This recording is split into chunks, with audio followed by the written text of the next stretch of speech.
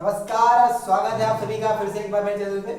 और बेटा हम लोग मैथ की बात कर रहे थे। क्लास 10 में हमने मैथ शुरू करी थी। क्लास 10 का मैथ का पहला चैप्टर शुरू किया था रियल नंबर में आपको पूरा इंट्रोडक्शन में हमने आपको पूरा बता दिया था इस पूरे चैप्टर में आप क्या क्या पढ़ने वाले हैं और क्या क्या कैसे कैसे क्वेश्चन सॉल्व होंगे, इस सब बारे में बात करी थी। सारा इंट्रोडक्शन मैंने आपको उस चैप्टर में दे दिया था। अगर आपने वो इंट्रोडक्शन वीडियो नहीं देखा है तो मेरे चैनल पे जाकर आप उसका इंट्रोडक्शन देख लीजिए। और उस इंट्रोडक्शन में बेटा मैंने उस 20-25 मिनट 20-22 मिनट के वीडियो में मैंने आपको पूरा एक्सप्लेन किया है कि इस चैप्टर में हम लोग क्या क्या पढ़ने वाले हैं, क्या क्या कैसे कैसे क्वेश्चन आएंगे, तो आपको कैसे कैसे डील करना है।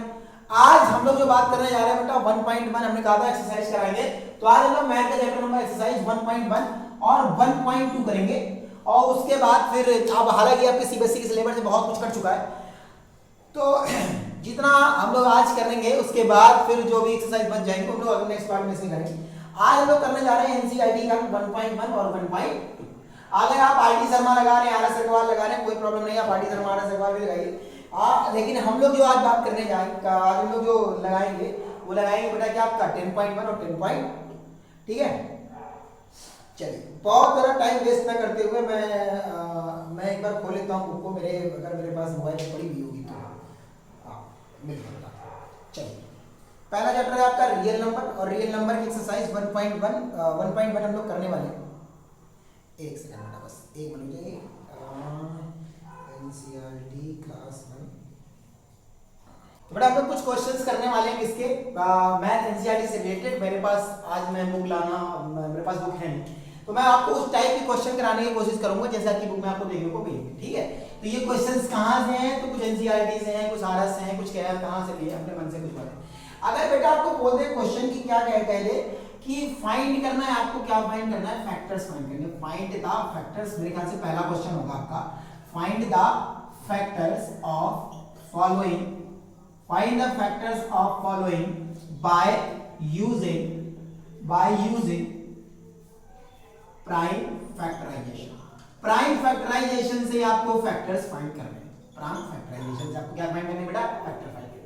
जैसे कि पहला क्वेश्चन है, आपको बोल दे कि 136 और 152 की आपको प्राइम फैक्टराइजेशन से क्या फाइंड करने हैं, फैक्टर्स फाइंड करने।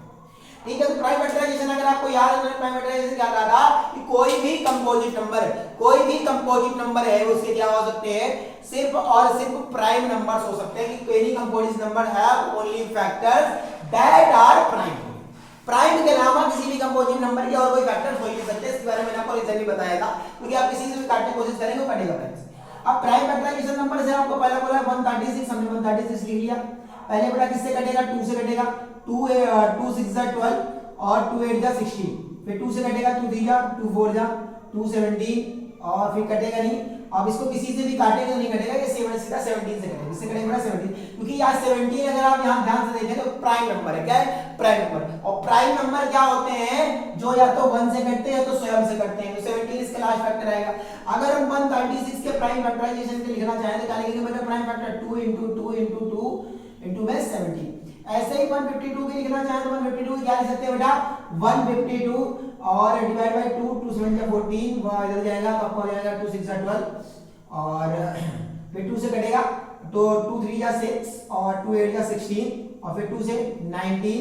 अब ये नहीं कटेगा तो 19, फिर यहाँ पे क्या आ गया बेटा, प्राइम नंबर, ये 19 से कटेगा, क्या आता है। ठीक है, तो इसके प्राइम फैक्टराइजेशन क्या लेंगे बेटा, 2 × 2 × 19। क्या लेंगे, 2 × 2 × 19। अगर आपको बोले कि prime find the factors find करने हैं किसका यूज करके, प्राइम फैक्टराइजेशन का यूज करके, तो आप ऐसे इसके फैक्टर्स फाइंड कर सकते हैं। कैसे फाइंड कर सकते हैं बेटा, ऐसे फाइंड कर सकते हैं कि प्राइम फैक्टराइजेशन आप एलसीएम जैसे आप नॉर्मल निकालते हैं वैसे निकालिए और इसके फैक्टर्स लिख दीजिए। ये आपको क्या हो जाता है बेटा, आंसर हो जाता है।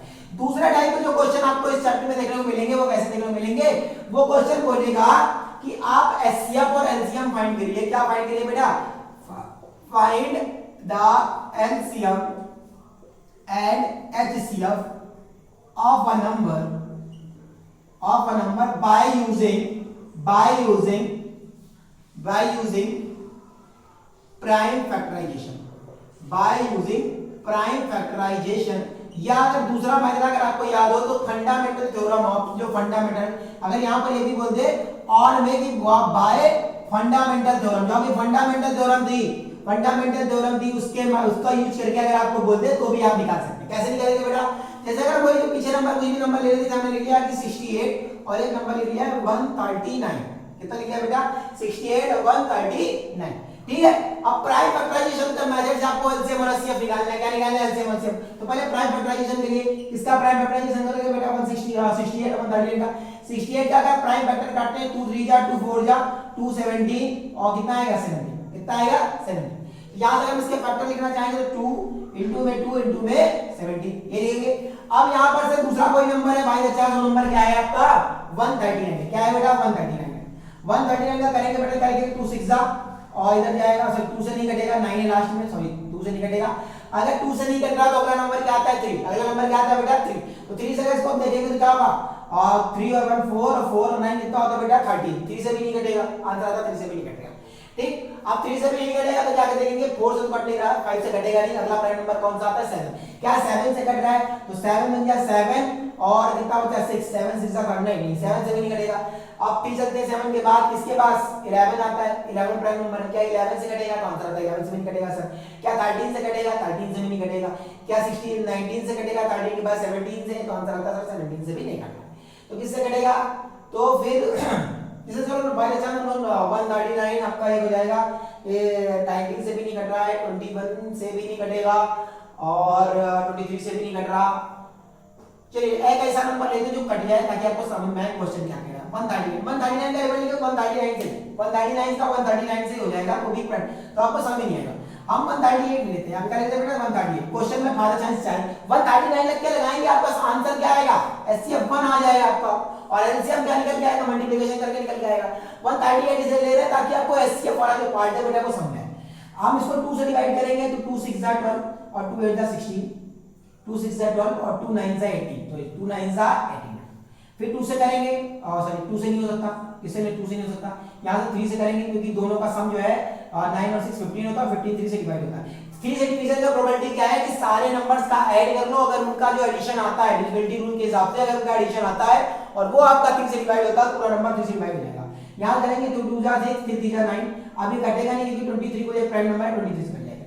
यहां कितना आएगा बेटा 2 इनटू में 3 इनटू में 23। अगर आपको याद हो कि एचसीएफ क्या होता था और एलसीएम क्या होता था, मैंने आपको बताया था एचसीएफ क्या होता है जो इनमें सबसे दोनों में से जो कॉमन मिल जाए, या दूसरी बात दोनों में से जो कॉमन मिल जाए, या दूसरे मेथड से अगर हम बात करना चाहें उसके कहेंगे कि वो मिनिमम पावर कितनी है यहाँ पर 2 की, जो मिनिमम पावर यहाँ कितनी मिलेगी 2 की मिनिमम पावर कितनी है 1, या दोनों में अगर हम कॉमन देखना चाहें बेटा क्या मिल रहा है 2 के अलावा या कोई और चीज कॉमन मिल रही है, आंसर आता नहीं, तो 2 आपका क्या हो जाएगा बेटा एचसीएफ हो जाएगा। 2 क्या हो जाएगा एचसीएफ। अब एलसीएम में बात करें तो कोई भी नंबर, इसे यहाँ पर 2 आया तो एचसीएफ का 2 लिख दो, दोनों में से 2 कॉमन आया, फिर यहाँ पर जो बच रहा है बाकी सब लिख दो, जो बच रहा है वो कॉमन के अलावा कॉमन एक बार लिखते हैं, बाकी जो बचता है उसके बाद, मतलब 2 की मैक्सिमम पावर कितनी है बेटा, यहाँ पे 2 की मैक्सिमम पावर 2 है तो 2 को 2 बार लिख लो। 17 की मैक्सिमम पावर कितनी है 1 है, 1 लिख लो 1 टाइम। 3 की मैक्सिमम पावर 23 की भी मैक्सिमम पावर, ठीक। या दूसरी तरीके से समझना चाहे तो कॉमन वाला एक बार, बाकी बचा हुआ एक बार, कॉमन वाला एक बार, बाकी सब एक बार। यहां पर से हम क्या एचसीएम लिखना चाहें क्या लिखेंगे 2 2 जा 4 और 4 और 17 हो जाएगा आपका, सॉरी 23 69 हो गया, और जरा से कितना निकल गया 2 2 जा 4 और 68 कितना आएगा 69 और 68 का मल्टीप्लाई करके जो भी आपका आंसर आएगा, चलिए करके देख लेते हैं। 8 9 जा 72, 7 कॉमन 7 कैरी, 8 6 जा 56 और 7 आपके हो गए बेटा 63 63 कितना जाएगा 8 6 जा 56 में 7 जोड़ेंगे 63, डैश लगाएंगे 6 से 6 9 जा 6 9 54 कैरी 5 और 6 6 जा 35 और 4 41 कितना आ गया 45। यहाँ से 2, यहाँ से 7, यहाँ से 7 और यहाँ से कितना है 4, कितना है बेटा 4 7 7 2, यहाँ का क्या गया बेटा एलसीएम। कहने का मतलब ये था कि अगर आपको क्वेश्चन कह दे कि आपको बेटा एलसीएम और एचसीएफ फाइंड करना है, एलसीएम और एचसीएफ फाइंड करना है, वो भी क्या यूज करके प्राइम फैक्टराइजेशन का यूज करके या फंडामेंटल की जो थ्योरम आपकी कहती है उसका यूज करके, तो आप इस मेथड के माध्यम से क्या फाइंड कर सकते हैं एलसीएम या एचसीएफ फाइंड कर सकते हैं। एलसीएम क्या होता है कि कॉमन वाला एक बार, बाकी सब कुछ, कॉमन वाला एक बार फिर बाकी जो बचा हुआ वो भी लिखेंगे। एचसीएफ क्या होता है कि जो कॉमन होता है सिर्फ वही लिखा जाता है, जो कॉमन होता है सिर्फ वही रह जाता है। ठीक है, आई होप आपको क्वेश्चन क्लियर होगा। अब हम बात कर ले एक्सरसाइज में और कैसे क्वेश्चन पढ़ेंगे। इस एक्सरसाइज में हम एक्सरसाइज का क्वेश्चन देखेंगे तो आप एक क्वेश्चन ऐसा भी देखेंगे कि आपको कह देगा कि दो नंबर के क्वेश्चन नेक्स्ट स्टेप के क्वेश्चन आएंगे, नेक्स्ट स्टेप के क्वेश्चन आएंगे। ये हिसाब से कह दे कि क्या है, दो आपके पास एक नंबर बोल दे कि एक नंबर है कोई और एक नंबर बोल दे कि द numbers 36 and 68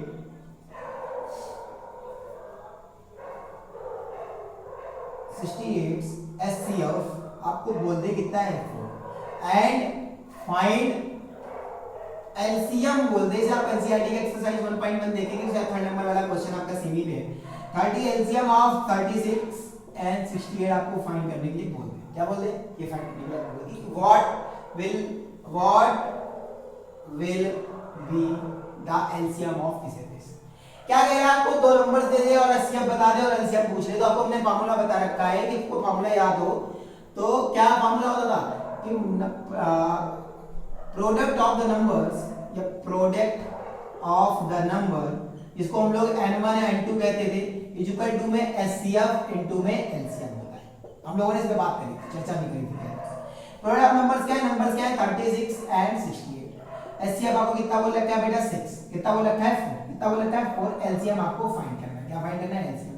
तो यहां पर से अगर एलसीएम फार्मूला है, एलसीएम को फाइंड करना चाहे तो 4 से मल्टीप्लाई में रहेगा बेटा, डिवाइड हो जाएगा। हां या ना बोल भाई, इधर आएगा इसमें हो जाएगा बेटा डिवाइड। तो 4 9 जा 36, कितना है बेटा 36। तो 9 इनटू में 68 इक्वल टू में एलसीएम।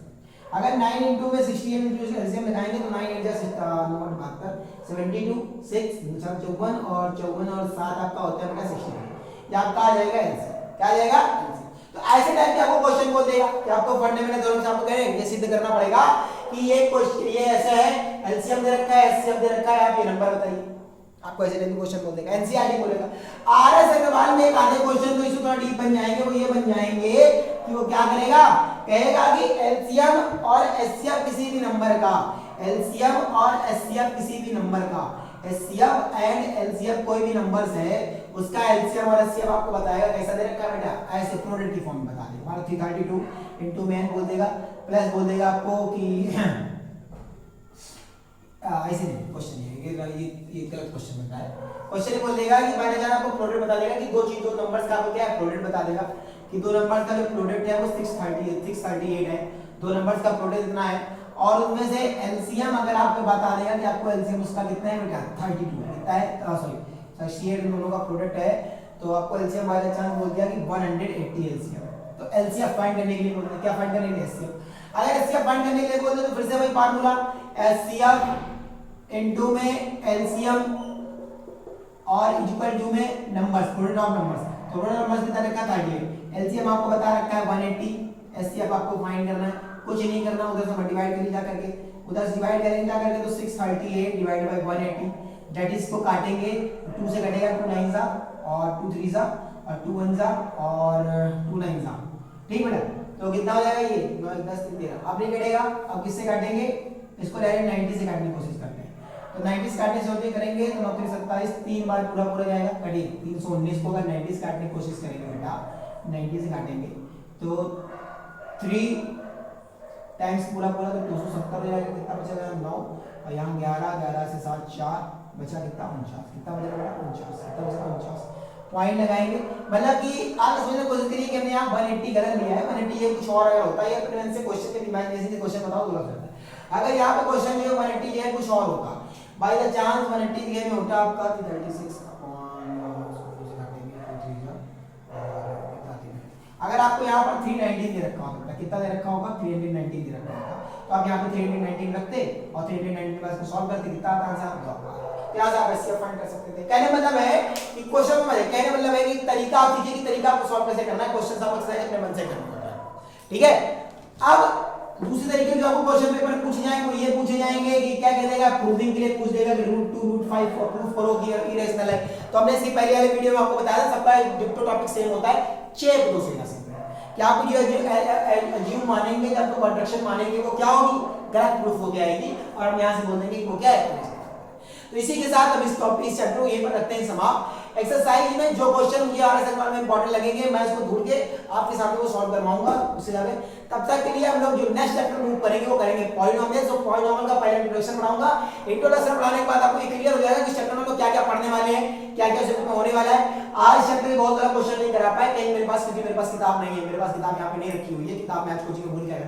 किताब मैं कल लेके आऊंगा। अगर उसमें कुछ इंपॉर्टेंट क्वेश्चन लग रहे हैं जो आपको यहाँ से कराने वाले हैं तो मैं आपको रियल नंबर के फिर से एक दे दो 6-7 क्वेश्चन करा दूंगा जो आपके इंपॉर्टेंट वाले हैं। और बाय द चांस अगर आपको कोई डाउट है, कोई क्वेश्चन नहीं समझ में आ रहा तो आप मुझे कमेंट सेक्शन में पिन कर दीजिएगा, मुझे कमेंट सेक्शन में बता दीजिएगा कि ये क्वेश्चन एक्सरसाइज का या इस बुक का ये कोई क्वेश्चन है मुझे समझ में नहीं आ रहा बता देंगे उस क्वेश्चन, प्रॉब्लम नहीं है। अब हम नेक्स्ट चैप्टर मूव करेंगे जो है पॉलिनोमियल। वहीं नहीं साथ-साथ में हमारी क्या लाइट चली रही है और फिजिक्स हम लोग चली रही है साथ में। लाइट लगभग हम लोग रिफ्रैक्शन पहुंच चुके हैं और रिफ्रैक्शन का हम लोग आपको इंट्रोडक्शन मिल चुका है। जो लास्ट आज हम लोग जिसके बाद रिफ्रैक्शन पढ़ेंगे वो पूरा रिफ्रैक्शन खत्म करेंगे, लेंस फार्मूला खत्म करेंगे, उसका न्यूमेरिकल थ्योरम शब्दों का बहुत अच्छे से करेंगे समाप्त। उसके बाद हम लोग पढ़ेंगे ह्यूमन आई को और उधर हमारी केमिस्ट्री भी चल रही है साथ-साथ। हम लोगों ने basic concept of chemistry start करा था और sorry chemical equations and reaction हम लोगों ने स्टार्ट किया था, उन लोगों ने सुना था क्या होता है। इसके बाद जो नेक्स्ट वीडियो आपका केमिस्ट्री पे आएगा और फिजिक्स पे आएगा। रियल नंबर पे हम लोग आज को ये करते हैं जो 2-4-5 क्वेश्चन और हो सकते हैं मैं आपको वो कराऊंगा। तब तक के लिए बने रहें और बहुत अच्छे से अपनी पढ़ाई करते रहें। बहुत बहुत धन्यवाद आप सभी।